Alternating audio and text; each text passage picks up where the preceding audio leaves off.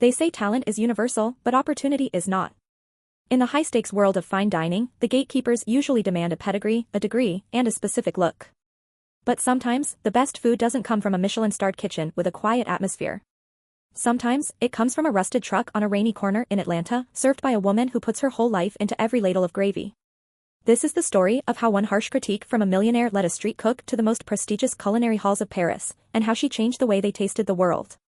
Before we serve up this incredible journey, please hit that subscribe button and like this video to support more stories of triumph and truth. The rain in Atlanta doesn't just fall, it hammers. On a gray Tuesday in November, it was hammering against the aluminum roof of Keisha's Soul and Skillet, a food truck that had seen better days. The generator was sputtering, threatening to cut the power to the warmers, and the line, usually 10 deep, was non-existent. Keisha wiped her forehead with the back of her wrist. She was 32, tired, and broke. She had learned to cook at her grandmother's knee in Savannah, mastering the art of the slow simmer, the perfect roux, and spices that could wake the dead. But talent doesn't pay the overdue bills. Just as she was about to flip the sign to a closed, a black sedan pulled up to the curb. It was sleek, expensive, and out of place. The back window rolled down, then the door opened. A man stepped out under a large umbrella held by a driver. He was older, perhaps in his 60s, wearing a suit that cost more than Keisha's truck. He walked up to the window. He didn't look at the menu. "I smell thyme, paprika, and, is that star anise?" the man asked. His voice was clipped, precise. Keisha blinked. "In the braised short ribs." "Yes, sir." "One portion. No sides. I want to taste the meat, not the filler." Keisha served him a small tray. She watched him nervously. This was Arthur Sterling. She recognized him from the local business journals, a venture capitalist known for buying failing luxury hotels and turning them into gold mines. He was ruthless. Arthur took a plastic fork and pulled the meat apart. It fell away from the bone effortlessly. He took a bite. He chewed slowly, his eyes closing for a moment. Then, he opened them and looked directly at Keisha. "The flavor profile is chaotic," he said. Keisha's heart dropped. "Excuse me?" "It's chaotic," Arthur repeated, tossing the fork onto the tray.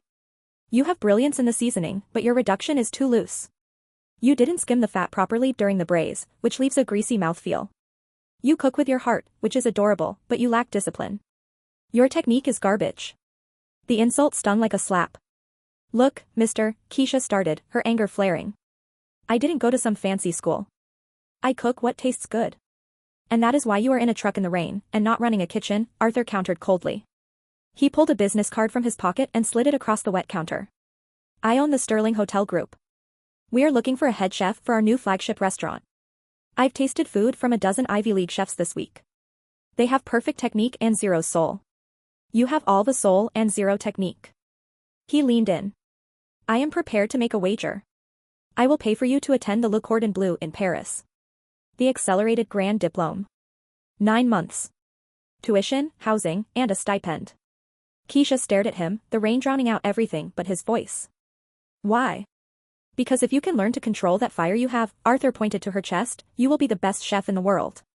If you fail, you owe me nothing, but you go back to this truck knowing you weren't good enough. Be at my office tomorrow at 9 a.m. if you want the ticket." He turned and got back in his car. The decision kept Keisha up all night. It sounded like a scam, or a setup for a reality show. But Arthur Sterling was real. The opportunity was real.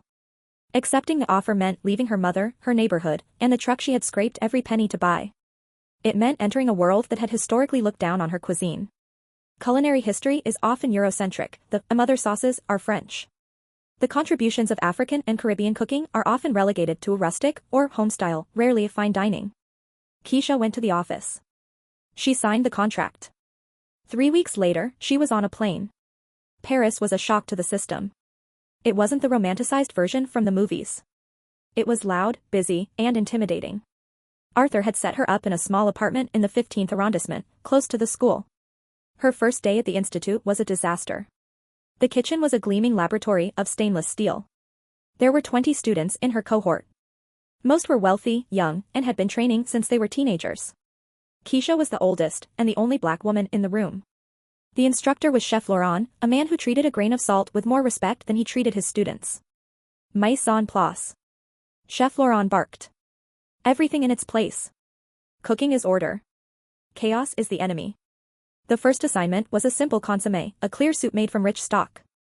It requires tedious clarification using egg whites to remove impurities. It must be crystal clear, like amber glass. Keisha made hers. It tasted rich, deep, and savory. But it was cloudy. Chef Laurent walked by, looked at her pot, and poured the entire contents down the drain without tasting it. "Refaire," he said. "Do it again." "But chef, the taste," Keisha started. "I do not care about the taste if it looks like dishwater," Laurent snapped in French, then switched to English. "You are here to learn art. Not to feed the masses." The class snickered. A student named Julien, a tall boy from Lyon, whispered, maybe she should stick to fried chicken. Keisha gripped her ladle until her knuckles turned white. She didn't cry. She cleaned her pot. She started again. The first 3 months were a nightmare of cuts, burns, and humiliation. The curriculum was rigorous.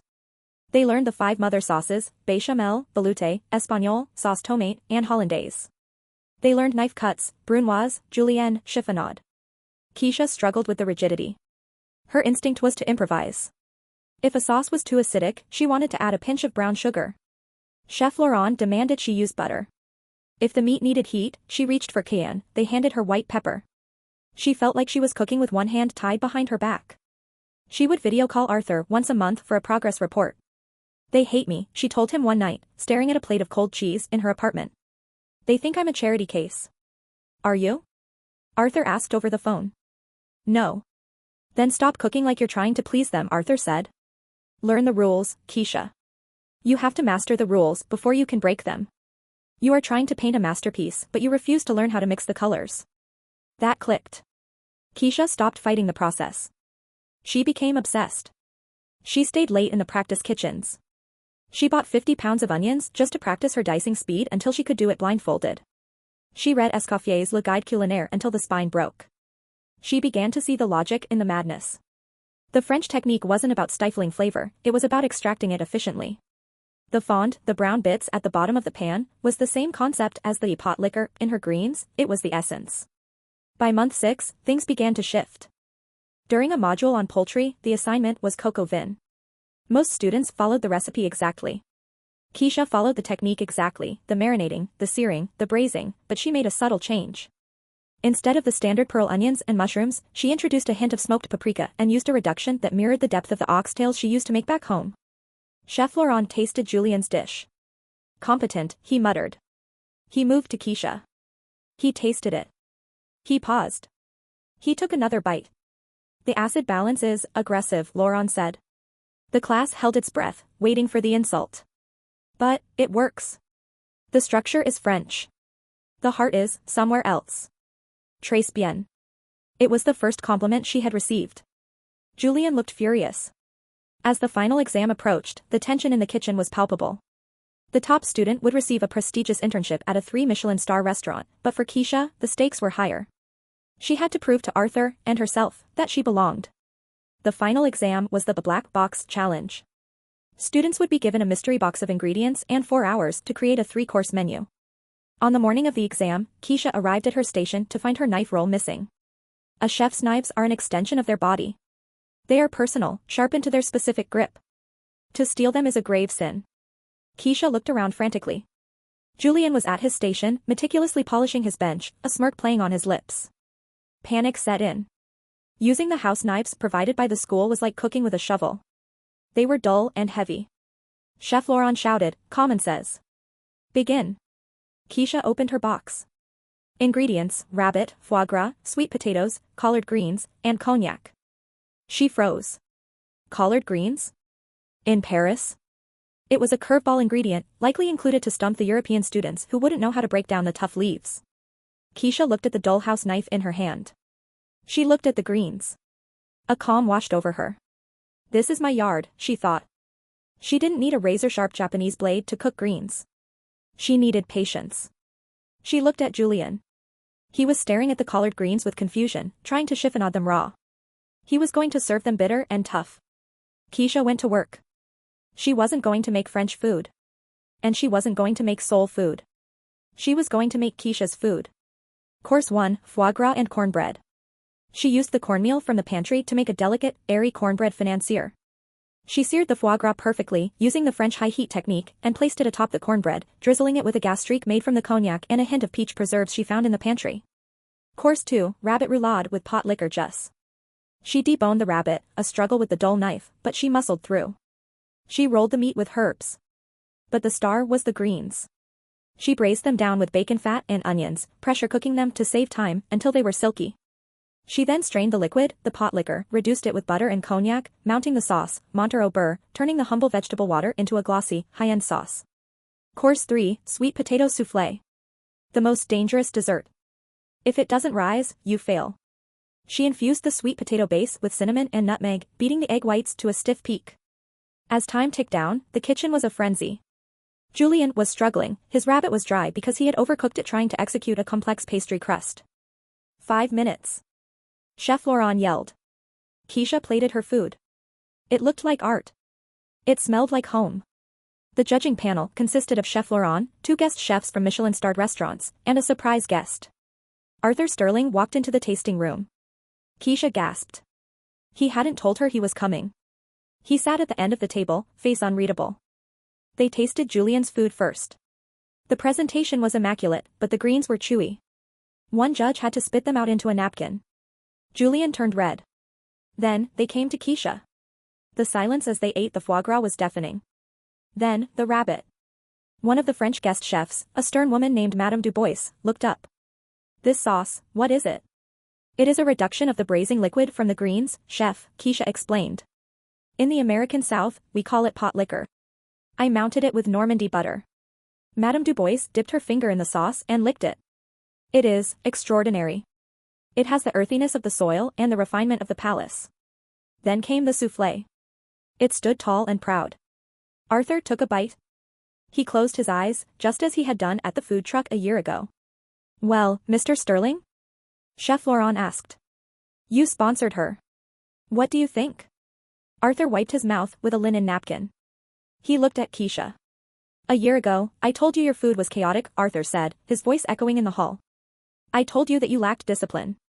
He pointed to the empty plate. This is not chaos. This is a symphony. You took the ingredients of your heritage, which the world has ignored, and you forced us to respect them by dressing them in the finest technique. You didn't just learn to cook, Keisha. You learned to lead. Keisha felt tears prick her eyes. She is the valedictorian, Madame Dubois announced.